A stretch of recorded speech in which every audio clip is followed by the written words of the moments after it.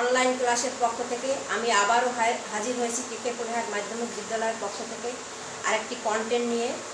আমি তোমাদের বলবো, আমাদের স্কুলের নামে কেকে পুরহাট হাই স্কুল নামে একটা চ্যানেল আছে, সেই চ্যানেলটি থেকে ভিডিও দেখবে এবং লাইক দিবে, শেয়ার করবে, সাবস্ক্রাইব করবে। এবার আমি শুরু করছি আসল কন্টেন্ট দেখানোর জন্য, তাহলে তোমরা দেখো।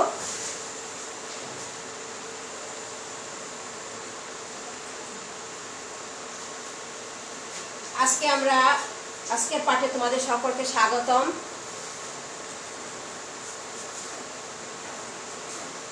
শিক্ষক পরিচিতি। আমি লিপিকা রানী মিস্ত্রি, সহকারী প্রধান শিক্ষক কেকে পুরহাট মাধ্যমিক বিদ্যালয়, মোরেলগঞ্জ, বাগেরহাট। আমার ইমেলের ঠিকানা হচ্ছে, ইমেল আইডি বা ঠিকানা হচ্ছে লিপিকা রানী মিস্ত্রি @gmail.com।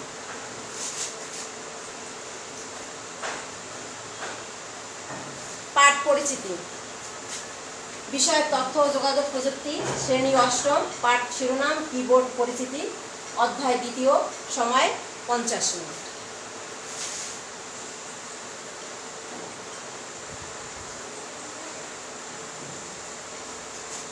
চিত্রে কি দেখতে পাচ্ছি? তোমরা হয়তো বইয়ে দেখেছো এই ছবিটি অনেক আগেই, তাহলে আমরা ছবি দেখে বুঝতে পারছি এটা একটা কিবোর্ড। বোঝার চেষ্টা করি এটা একটা কিবোর্ড। এবার আমরা আমাদের পাঠ, আজকের পাঠ কিবোর্ড পরিচিতি।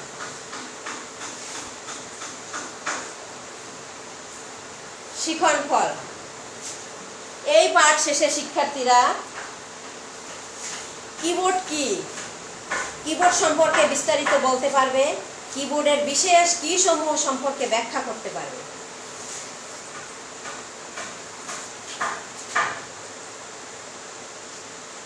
কিবোর্ড কি?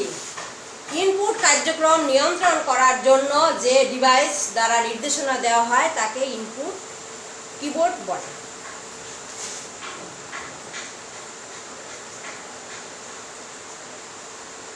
আমরা কিবোর্ডের চিত্র দেখে নেই।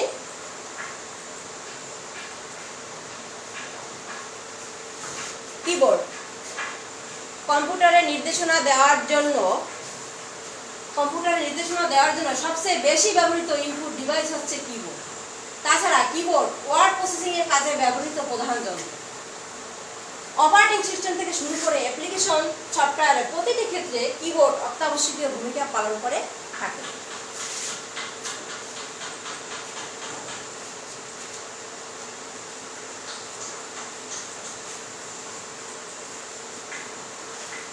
এখন আমরা এই কিবোর্ডের দেখতে পাচ্ছি, কিবোর্ডের যে বারটি সবচেয়ে বড় সেই বারটি হাইলাইট করছে। এই বারটির নাম হচ্ছে স্পেস বার। স্পেস বার কি, কোন জায়গায় থাকে আমরা দেখব। কিবোর্ডের নিচের সারির সবচেয়ে বড় কিটির নাম স্পেস বার কি। দুটি ওয়ার্ডের মাঝে এক ঘর ফাঁকা জায়গা রাখার জন্য এই কি ব্যবহার করা হয়।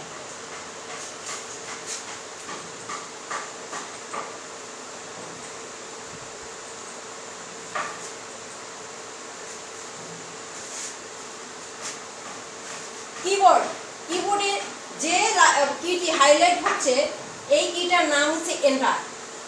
এক লাইন থেকে আরেক লাইন সৃষ্টি অথবা এক প্যারা থেকে আরেক প্যারা সৃষ্টি করতে হলে এন্টার কি প্রেস করতে হয়। তাহলে আমরা জানলাম এন্টার কি কাজ কি।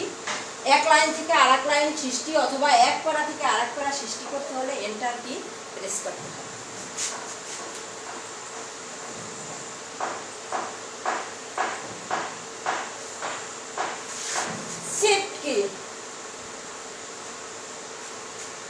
কিবোর্ডে একেবারে বাম কর্নারে শিফট কি, ডান কর্নারে একটা শিফট কি, দুইটি শিফট কি আছে। এই শিফট কির কাজ কি আমরা দেখব। ক্যাপস লক বন্ধ অবস্থায় যদি লেখা বড় হাতের লেখা অক্ষর পড়তে চায় তবে শিফট কি প্রেস করতে হয়।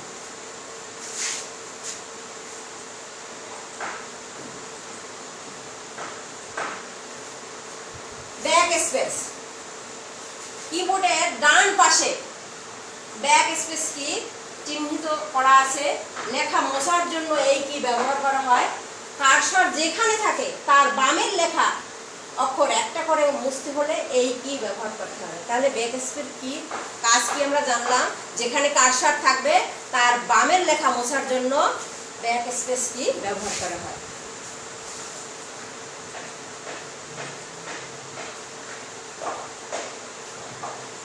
ক্যাপস লক, ক্যাপস লক কি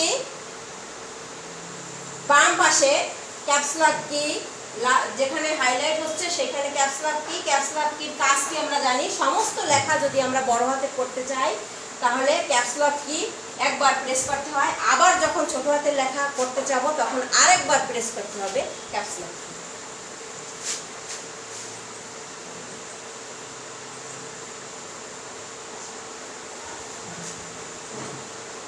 ডিলিট কি, ডিলিট কি কিবোর্ডের একেবারে উপরের লাইনের একদম শেষ প্রান্তে যে কি ডিলিট কি। ডিলিট কির কাজ কি এবার আমরা জানবো। কার্সর যেখানে থাকে তার ডান পাশে লেখা অক্ষর একটা করে মুছতে হলে এই কি প্রেস করতে হয়। তাহলে আমরা জানলাম ডিলিট কি কি হয়। ডিলিট মানে মুছে ফেলা। কার্সর যেখানে থাকবে তার ডান পাশের অক্ষর এক একটা করে মুছতে হলে এই কি প্রেস করতে হয়।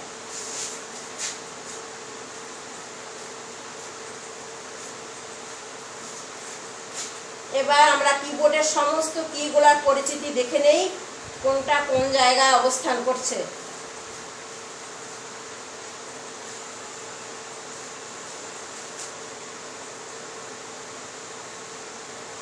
কিবোর্ডের ট্যাব কি, ট্যাব কি কিবোর্ডের চিহ্নিত করা আছে। ট্যাব কি কাজ হচ্ছে একবার ট্যাব কি প্রেস করলে 5 ক্যারেক্টার জায়গা ফাঁকা হবে। ক্যাপস লক কি আগেই আমরা জেনেছি। ক্যাপস লক কি বড় হাতের অক্ষর আমরা যদি করতে চাই ক্যাপস লক প্রেস করতে হয়। কন্ট্রোল কি, কন্ট্রোল মানে কি নিয়ন্ত্রণ, নিয়ন্ত্রণ করার জন্য কন্ট্রোল কি ব্যবহার করা হয়। অল্টার কি বিশেষ বিশেষ নির্দেশনা দেওয়ার জন্য অল্টার কি ব্যবহার করা হয়। স্পেস বার কি, স্পেস বার কি দুই শব্দের মাঝে ফাঁকা করার জন্য আমরা স্পেস বার কি ব্যবহার করি। অ্যারো কি লেখা ডানে বামে কার্সর নিয়ন্ত্রণের জন্য অ্যারো কি ব্যবহার করা হয়। শিফট কি, শিফট কি আমাদের দুই পাশে দুইটা শিফট কি আছে। শিফট কি যদি আমরা ক্যাপস লক বন্ধ থাকে তখন আমরা বড় হাতের অক্ষর চাইলে শিফট কি ব্যবহার করি। এন্টার কি এক লাইন থেকে আরেক লাইন যাওয়ার জন্য এন্টার কি ব্যবহার করি। ব্যাক স্পেস ডান পাশের লেখা মোছার জন্য ব্যাক স্পেস কি। ডিলিট কি মুছে ফেলার জন্য ডিলিট কি। নিউমারিক কি হচ্ছে 1 2 3 থেকে 4 5 থেকে যে নিউমারিক কিগুলো আছে এগুলা 0 10 পর্যন্ত 1 থেকে 9 পর্যন্ত। ফাংশন কি, ফাংশন হচ্ছে F1 থেকে F12 পর্যন্ত যে কিগুলো এগুলোকে ফাংশন কি বলা হয়। মোট 12টি কি।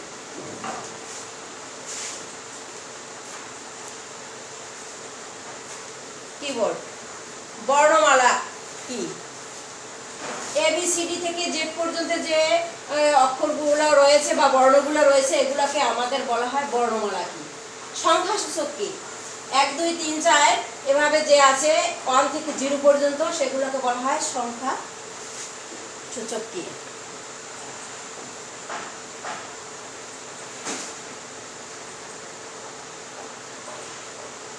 ফাংশন কি F1 থেকে F12 পর্যন্ত যে 12টা কি আছে এই কিগুলোকে বলা হয় ফাংশন কি। বিশেষ বিশেষ নির্দেশনা দেওয়ার জন্য ফাংশন কি ব্যবহার করা হয়।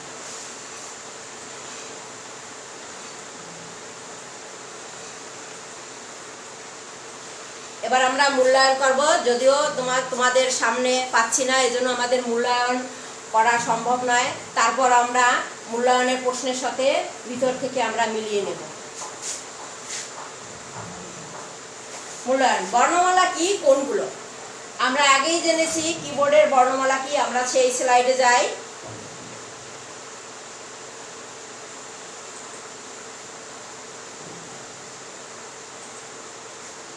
বর্ণমালা কি কিবোর্ডে যে অক্ষরগুলো হাইলাইট করা আছে লাল চিহ্নিত চিহ্ন করা আছে এই কিগুলোকে বলা হয় বর্ণমালা। মানে A থেকে Z পর্যন্ত যে কিগুলা এগুলাই বর্ণমালা। আবার মূল্যায়নের স্লাইডে যাই।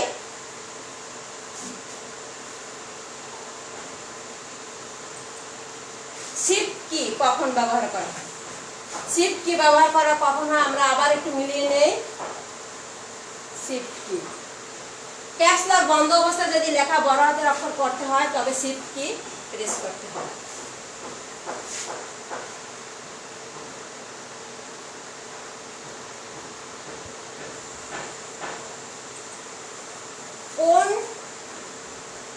একটি লেখা মুছতে কি চাপতে হয়?